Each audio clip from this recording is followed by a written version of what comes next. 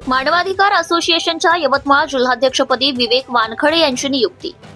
आंतरराष्ट्रीय मानव अधिकार असोसिएशन तर्फे नवी दिल्ली, नागपूर येथे नुकताच विदर्भ स्तरीय एकदिवसीय मार्गदर्शन कार्यक्रम उत्साहात संपन्न झालाय। या कार्यक्रमात मानवाधिकार जनजागृती संघटनेचे विस्तार कार्य आणि विविध सामाजिक उपक्रमांवर सखोल मार्गदर्शन करण्यात आले। या प्रसंगी विवेक वानखडे यांची यवतमाळ जिल्हाध्यक्षपदी निवड करण्यात आली। संघटनेचे राष्ट्रीय अध्यक्ष विलास कांबळे आणि प्रमुख मान्यवरांच्या हस्ते शाल, श्रीफळ, स्मृतिचिन्ह आणि नियुक्तीपत्र देऊन त्यांचा सत्कार करण्यात आला। मान्यवरांनी विवेक वानखडे आणि यवतमाळ टीमला शुभेच्छा देत सामाजिक न्याय आणि मानवाधिकार रक्षणासाठी सक्रिय भूमिका बजावण्याचं आवाहन केलंय।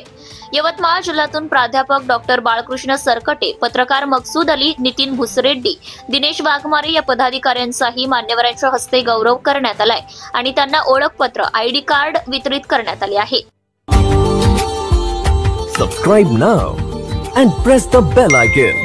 Never miss an update.